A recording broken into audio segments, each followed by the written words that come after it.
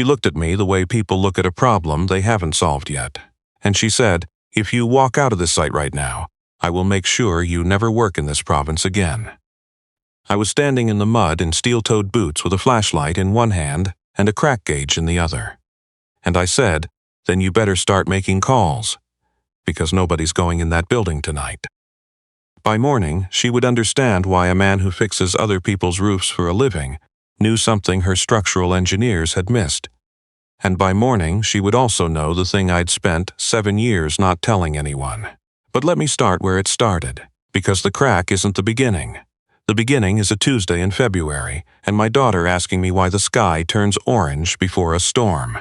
My name is Garrett Moss. I'm 43 years old, and I live in Sudbury, Ontario, in a house that needs a new eavesdrowing and has needed it since 2021. I'm a certified building inspector and structural restoration contractor. That's a long title for someone who essentially spends his days looking at the things people build and figuring out why they're failing, and then fixing them before they fall on someone. I run a small crew, 3 guys, a van, and more debt than I'd like. I own the company, which mostly means I own the problems. My daughter's name is Celia. She's 11. She lives with me full-time. Her mother, Danielle, and I separated when Celia was 6, and it was one of those things where by the end we were both relieved, which is maybe the saddest kind of marriage to lose. Danielle moved to Halifax with her partner 2 years ago. Celia sees her in the summers and at Christmas. The rest of the year it's the 2 of us in the house with the bad eavesdrowing, and a cat named Governor, who Celia named after the cat in a book she read, and who I'm fairly certain is plotting against me. The night this whole thing started, I'd picked Celia up from her after-school care at 5:15, and she'd been in a philosophical mood the whole drive home. That's the word for it. She gets these moods where she needs to understand the mechanism of everything she sees. Why does the sky turn orange before a storm? Dust and water in the air scatter the light, I said. The storm pushes particles ahead of it, and the angle of the light changes how the colors filter through. So the sky's giving you information. Exactly, like a warning. More like a status report, I said. The sky isn't trying to warn you. It's just showing you what's happening. You're the one who has to decide what to do with it. She thought about that for the rest of the drive. We had leftover pasta, and she did her homework at the kitchen table while I went through invoices, and at 8:30 my phone rang. It was my foreman, a good steady man named Bud Forsyth, and he sounded like someone had stepped on his chest. "Garrett, I need you at the Caldwell site." "Now?" "There's a situation. The lady from head office is here, the Ashmore woman. She's been here 2 hours and she's got the site manager pretty rattled. Something flagged in the pour." "What kind of flag?" "Settling pattern in the northeast corner of the parking structure. Level 3. I didn't say anything for a moment. Bud didn't know what he'd just said. To him it was a location and a number. To me it was 7 years of something I'd tried to forget. "I'm coming," I said. I told Celia my neighbor Sandra would be over shortly, that she should brush her teeth without being asked, and I drove to the Caldwell site with the radio off. Here's what I walked into. The Caldwell Center was Fiona Ashmore's project. That's the name you'd know if you followed commercial real estate in northern Ontario, and a few people know it well beyond that. Ashmore Group, founded by her father, grown to something much larger by Fiona herself. Mixed-use development, 3 towers, a hotel component, a public market space at ground level that the city had made a condition of approval. The project was the largest private development Sudbury had seen in 20 years. The crown piece of it, the thing that made it possible, was a concrete parkade that served all 3 towers and sat partially below grade on a site that geologically was not simple. Sudbury is Canadian Shield country. The rock does what it wants.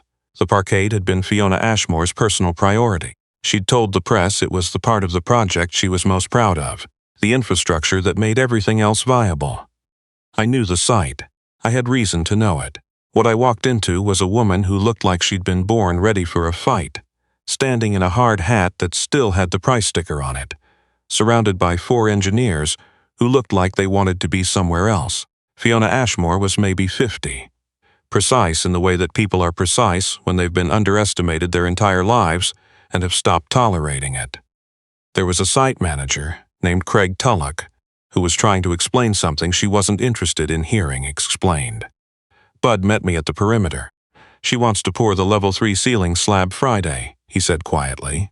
Craig put a hold on it this morning because of a crack pattern in the northeast column cluster. She flew in from Toronto. What's the crack pattern? Step cracking, northeast corner, columns 7 and 8. Started showing up after last week's cold snap. Step cracking, diagonal, in a column cluster at a corner bearing point. I'd seen that pattern before in a drawing, not in concrete. I'd seen it on paper 7 years ago, when I'd told the people who were paying me what it would mean if it ever appeared. Where's the corner in question? Bud pointed. I went. Fiona Ashmore stepped in front of me before I'd gotten 20 feet. You're the restoration contractor.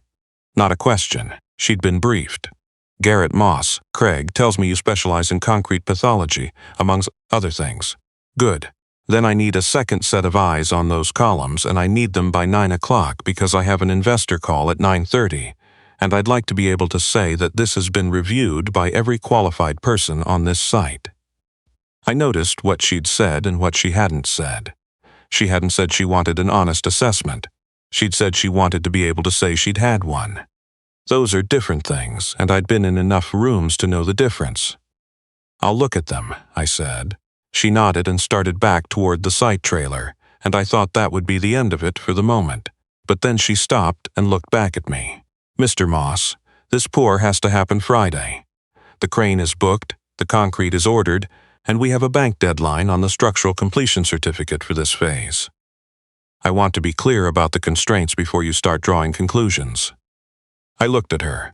I appreciate that, I said. I'll let you know what I find. What I found took me 40 minutes and a set of borrowed core sample reports and the crack gauge I keep in my truck. The step cracking in columns 7 and 8 was real, visible, and following exactly the pattern you'd expect if the bearing load was concentrating at a point where the reinforcement design had a gap. Not a gap in the sense that someone forgot the rebar. A gap in the sense that the spacing was sufficient for the loading the original design assumed, but the loading assumption had been revised upward 18 months into construction when the hotel component had been expanded by 2 floors, and not everyone had updated every downstream drawing at the same time. I knew this because I had been briefly on the peripheral edge of the consultation chain when that revision happened. A colleague had pulled me in for 3 weeks to review some load path questions for the original parkade design before the hotel expansion was confirmed. I'd flagged a potential sensitivity in the northeast corner column cluster if loads increased significantly. I'd written a 1-page technical note. I'd been told the loads weren't going to change, and then 2 months later they changed. I hadn't been involved after that. I'd moved on to other jobs, other problems. I had no idea whether my note had made it into the revision process or quietly ended up in a folder no one opened again. Standing under column 8 with a flashlight and the crack gauge, I was pretty sure I knew the answer. I walked to the site trailer. Fiona Ashmore was on her laptop.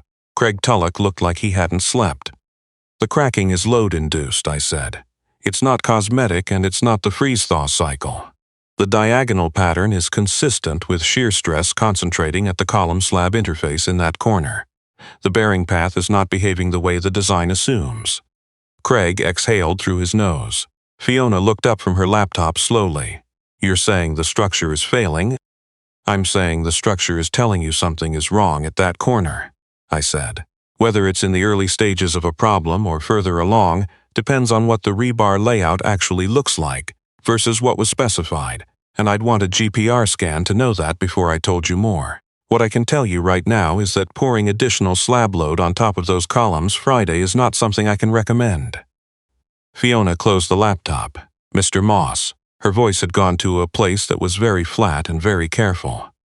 This parkade is the infrastructure certificate for the entire project.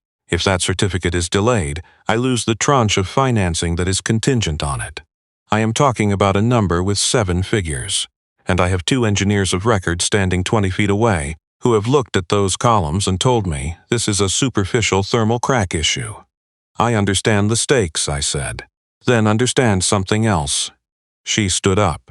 If you walk out of this site right now, I will make sure you never work in this province again. I have the relationships to do that, and I will use them if you make this harder than it needs to be. She was controlled. She wasn't shouting. That almost made it worse. I looked at her for a moment, and then I said the only thing I could say. Then you better start making calls, because nobody's going in that building tonight. She didn't move for a long moment.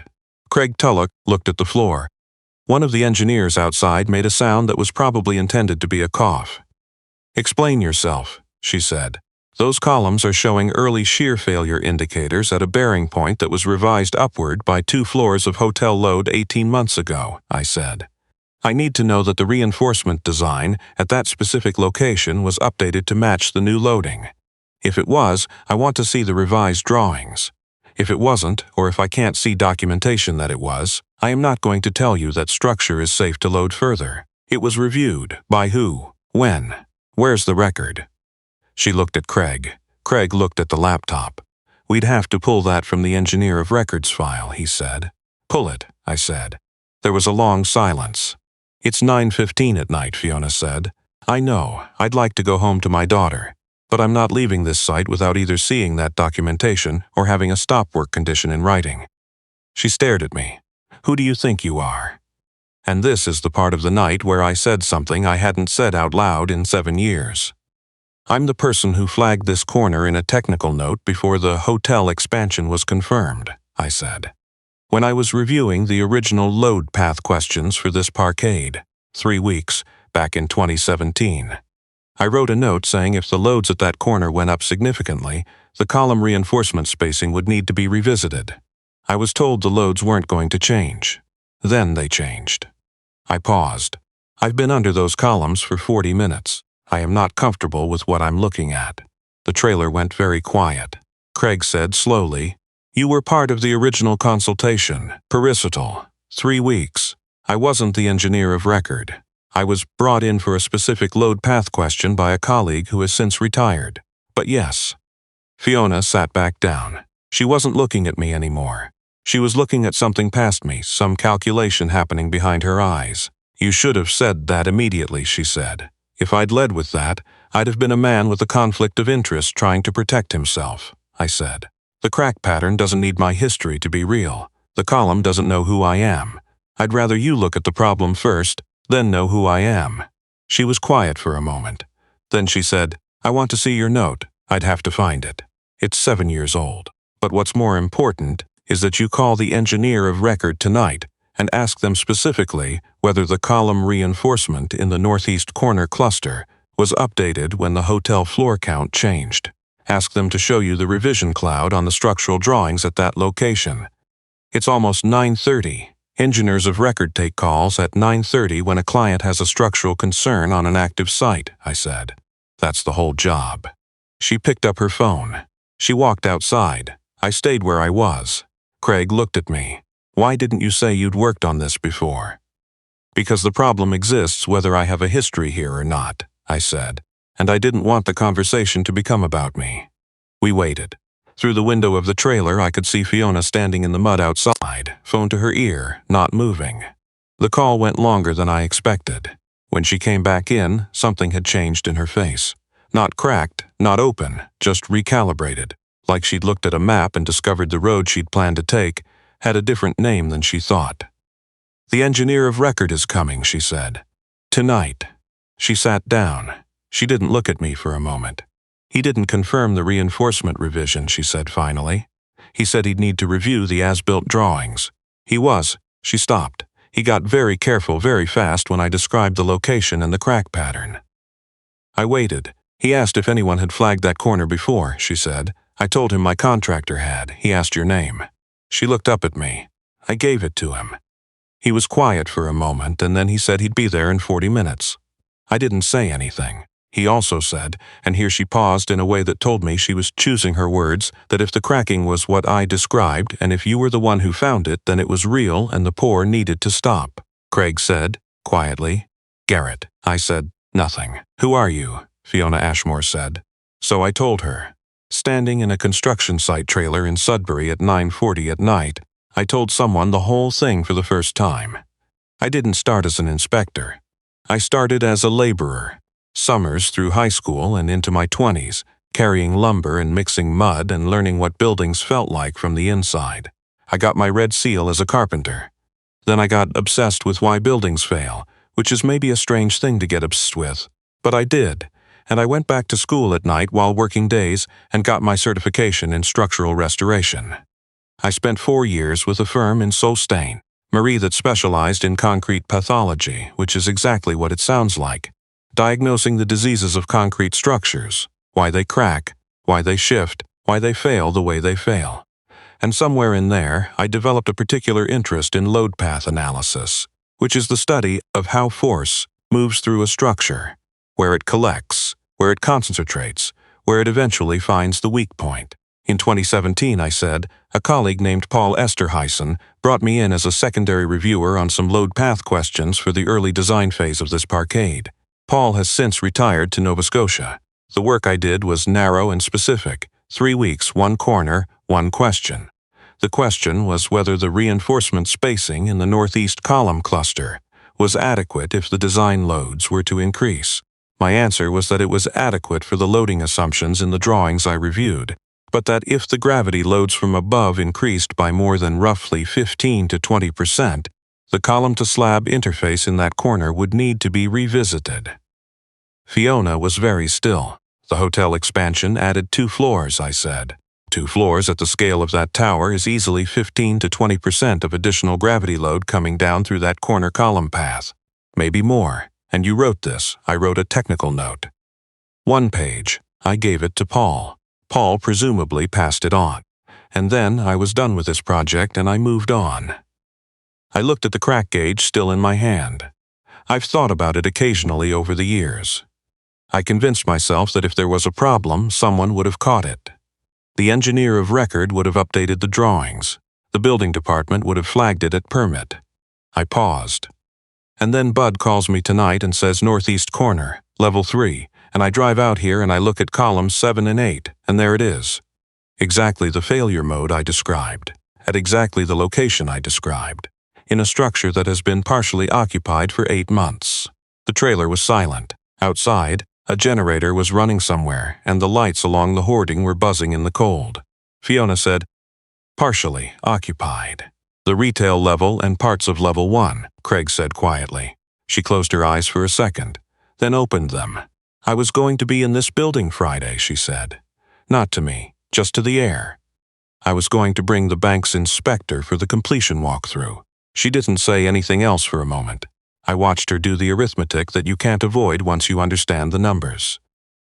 The parkade connected to all 3 towers. Level 3 served the hotel check-in volume. If the northeast corner column cluster was compromised, the question wasn't just about the Friday pour. The question was about 8 months of loading on a corner that might not have been designed for what it was carrying. I threatened your career, she said. You did, and you stayed. I did. Because of a 1-page note you wrote in 2017 that nobody may have ever read. Because of what's in those columns, I said. The note is why I know where to look. What's in the columns is why I can't leave. The engineer of record arrived at 10:40. His name was Winston Beaupre, 60 years old, a man I'd heard of but never met, and he came through the trailer door and looked at me and said, Garrett Moss. Paul told me about you before he retired. He said if you ever flagged something, it was worth stopping for. He put his drawings on the table. We went through them together, him and me and Fiona standing at the table with Craig keeping coffee cups full. The revision cloud on the northeast corner column cluster was present, but it was dated 11 months after my consultation, and when Winston found the specific detail drawing for the column-to-slab connection at that location, what I saw was a reinforcement layout that had been updated, but updated using a load assumption that was itself based on an intermediate design iteration, not the final hotel massing. Somewhere in the revision sequence, a number had been passed forward from an earlier version instead of the final one. The kind of thing that happens in large projects when drawings are being updated in parallel by different people and the coordination fails at one handoff, not negligence in the malicious sense. The structural kind of mistake, the quiet accumulative kind, where 5 reasonable decisions in sequence produce 1 unreasonable outcome. Winston set the drawing down. He looked at me. He looked at Fiona. The connection detail at that location is under-reinforced for the actual constructed loads by approximately 22%, he said.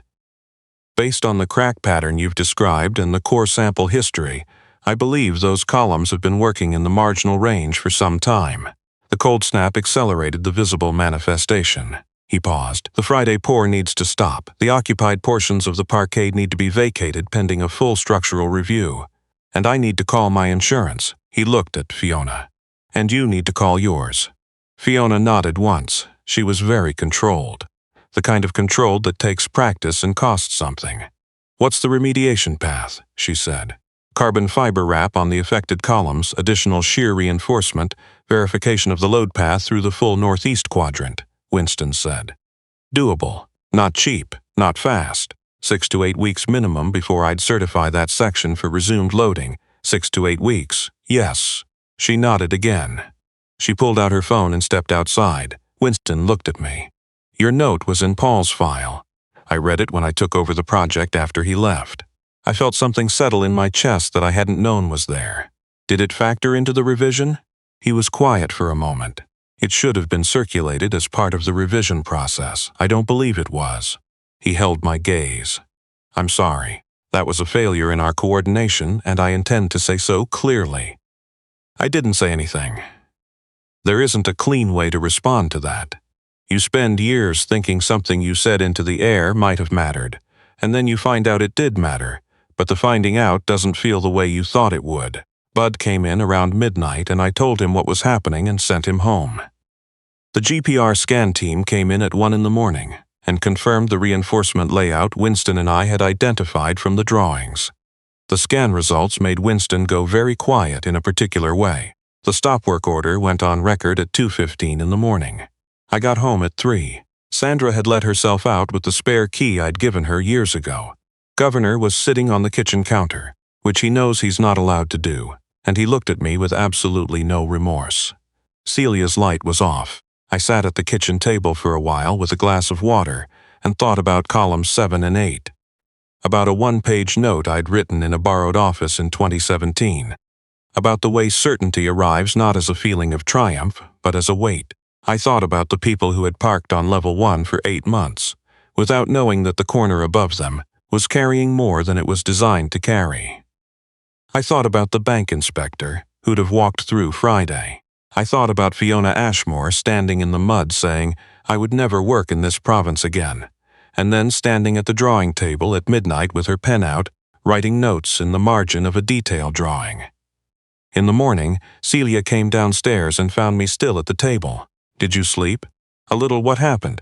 Work thing, I said. She poured herself cereal and sat across from me, and she had that careful thinking look she gets. Dad, at dinner you said the sky gives you information and you have to decide what to do with it. I remember. Did you decide right? I looked at her, 11 years old, cereal spoon in hand, genuinely asking. Yeah, I said. I think so. She nodded like that was settled. Governor got on the counter again. I know. I saw him. She finished her cereal and went to get her backpack, and I sat there for another minute thinking about how the simplest questions are the only ones worth answering. The follow-up came in stages over the next several weeks, the way these things always do in construction, slowly and with a lot of documentation. The GPR scan results and Winston's structural review triggered a formal notice to the building department. The city issued a temporary occupancy restriction on the affected portions of the parkade. The retail tenants on level 1 were disrupted for 4 weeks. The remediation, carbon fiber column wraps, additional shear reinforcement, a third-party structural audit of the full northeast quadrant, took 7 weeks and cost the Ashmore Group a significant sum. The Friday pour was delayed by 2 months. The financing tranche deadline was negotiated with the bank. From what I heard, that conversation was not easy. The engineer of records firm conducted an internal review of their coordination process. Winston Beaupre told me later, in one of the few direct conversations we had after that night, that the review resulted in a new protocol for tracking technical consultation documents through design revisions. My 2017 note was specifically referenced as the document that should have been circulated but wasn't. He said that plainly and without hedging, which I respected. The more significant thing happened at the Engineering Association level. The combination of the coordination failure and the remediation documentation became a case study in what the profession calls loss of information events. The way a document or a finding moves through a project and gets separated from the decision stream it was supposed to inform. It went into a continuing education module. I found out about that from a former colleague who took the course. She texted me a screenshot of the slide that referenced the incident. My name wasn't on it.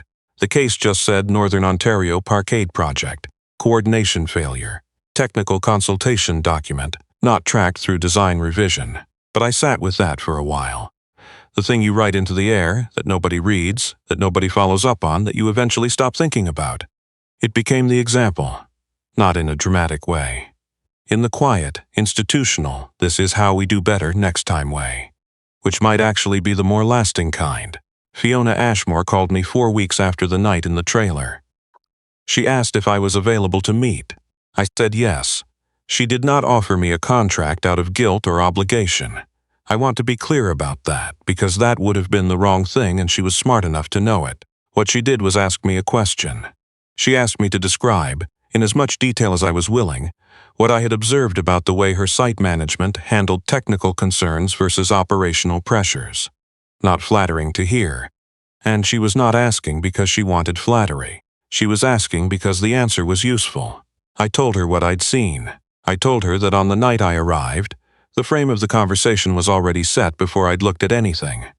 The pour had a date, the crane was booked, the bank had a deadline. The structural question was being processed as a delay to manage rather than a question to answer. I told her that Craig Tulloch was not a bad site manager. He'd done the right thing by flagging it and putting a hold on it, but the hold had lasted 1 day before she'd flown in from Toronto. And the weight of that response had created a pressure that made everyone on site lean toward yes before the information was complete. She listened without interrupting. I told her there was a version of that night where I look at those columns, feel the pressure in the room, and write a note that says monitor and recheck instead of stop. That the threshold between those two notes is not always technical. Sometimes it's atmospheric, and the atmosphere on a site is set from the top. She was quiet for a moment. Then she said, "What would it take to change the atmosphere?" We talked for 2 hours. What I asked for carefully and in writing, because I'd learned from the night in the trailer that verbal assurances are kind, but documentation is binding. I asked for a structural review protocol that required any flagged concern on an Ashmore Group site to be assessed by an independent qualified person before a go-forward decision was made at the operational level. Not a review by someone the site manager hired that morning. An independent assessment, contracted separately, with a written record. I asked for a whistleblower protection clause in the standard contractor agreement. Language that said any contractor or subcontractor who raised a structural or safety concern could not be removed from a project or blacklisted from future work as a result of raising it, even if the concern turned out to be wrong, especially if it turned out to be wrong, because the day you punish someone for a cautious no is the day everyone learns to say yes instead. And I asked that the 2017 technical consultation note, the one I'd written and given to Paul Esterhuisen and never thought about again, be formally entered into the project record for this site, with documentation acknowledging it should have been circulated during the design revision process. Fiona looked at that last item for a moment. "That one matters to you," she said. "It's not about credit," I said. "It's about the record being accurate. If someone reviews this project in 20 years and wants to understand how the coordination failure happened, I want them to be able to see that the information existed, where it went and why it didn't get where it needed to go, so the next person can do better." She nodded slowly. 7 years ago, you wrote a note that nobody read. You want the record to show it existed. I want the record to show what happened, I said. That's all. She signed everything. The board approved it. The structural review protocol became a standard operating procedure for all active Ashmore Group sites within 3 months. I heard from 2 other contractors who work in her network that the whistleblower language had shown up in their standard agreements. I don't know whether she told them why. I didn't ask. I got home the evening that all got finalized to find Celia at the kitchen table with a poster board and markers, working on something for school. She'd drawn a cross-section of a bridge with the load arrows coming down and the reaction forces at the supports, and she was labeling the compression zones. "What's this for?" I asked. "Structures unit," she said. "Mrs. Paxton asked us to show how force moves through something." I sat down across from her. "Where'd you learn to draw it like that, with the arrows?" She looked up at me. "You showed me. In the car. You said the sky was showing you information and you have to decide what to do with it. And then you explained how information and force are kind of the same thing, except one is physical and one isn't. But both of them go somewhere, whether you're paying attention or not." I stared at her for a moment. "I said that in the car?" "You say things in the car and forget them," she said, very matter-of-factly. "I write them down." I looked at her bridge diagram, the load arrows pointing down, the reactions pointing up, the compression concentrating where the column met the deck. "Your reactions are in the right place," I said. "I know," she said. "I checked them twice." I didn't have anything to say to that. I just sat there for a minute and let it settle, the way some things need to settle before you understand their shape. You write a note in 2017 in a borrowed office on a contract you'll finish in 3 weeks and forget about. You go home to your daughter and your cat and your eavesdrewing that needs replacing and your life that is ordinary in all the ways that matter. And 7 years later, on a cold night in the mud, you find out the note was true, and that truth was worth something to people who will never know your name. Celia folded up her poster board and went to brush her teeth. Governor got on the counter. I let him stay there. I'd pick the same night again. Every single time, I'd pick it. So, before you go, has there ever been a moment where you knew something was wrong and the room was telling you to let it go? And did you let it go, or did you find a way to say the hard thing? I want to know. Tell me in the comments. I read every one. And if this story stayed with you, hit like, leave a word, and subscribe, because the next one is something I've been carrying for a long time, and I think you'll want to hear it.